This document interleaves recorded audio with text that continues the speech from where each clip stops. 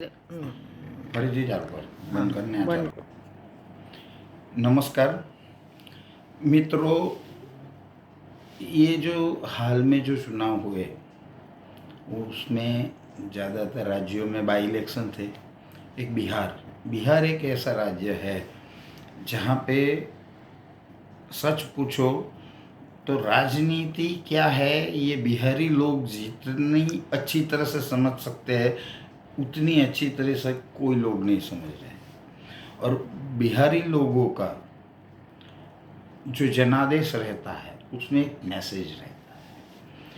तो हम देखेंगे कि आज बिहारी लोग भी ये मान रहे हैं.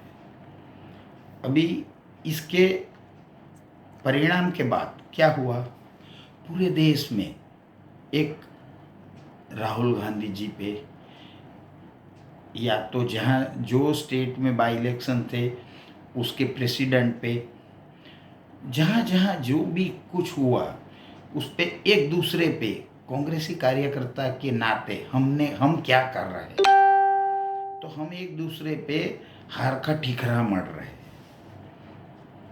सच में हमें आत्ममंथन की ज़रूरत है.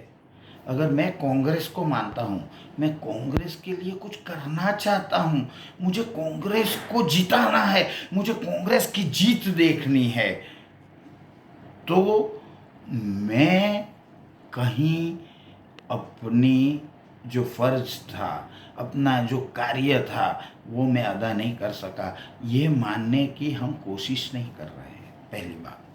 और एक दूसरे पे आरोप मढ़ रहे हैं. ऐसा होता है. 70 साल के हम इतिहास में अगर जाएंगे तो आप देखेंगे कि जहाँ जहाँ बाई इलेक्शन हुए हैं, हमारी जब सरकारें थी, कांग्रेस की सरकारें रहती थी, जब जब बाई इलेक्शन आते थे, जब जब आम चुनाव आते थे, तो उसके अंदर कांग्रेस के प्रत्याशी ही जीतते थे.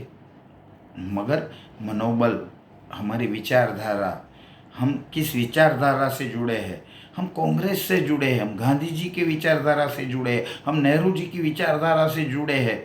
जीत हार जीवन का एक हिस्सा है. मगर ये बात मैं हमेशा लोगों को कहता हूँ कि न हारना जरूरी है, न जीतना जरूरी है, मात्र खेल खेलना जरूरी है. तो ये राजनीति भी एक खेल है, खेल की तरह हम लेंगे. और आगे वाले चुनावों में हम सब मिलके एकजुट होकर, अगर ये हम क्यों हार रहे हैं, हमें जीतना है, ये मंसूबे बना के आगे बढ़ेंगे, तो मैं सोचता हूँ, मैं समझता हूँ कि हम ज़रूर फतेह हासिल करेंगे. क्योंकि हमारी विचार में दम है, हमारी विचारधारा में दमखम है. तो ये विचारधारा कभी मरने वाली नहीं है. और एक दिन हम हौसला बनाए रखें, जीत हमें मिलने वाली है और ज़रूर मिलेगी. अस्तु, आभार.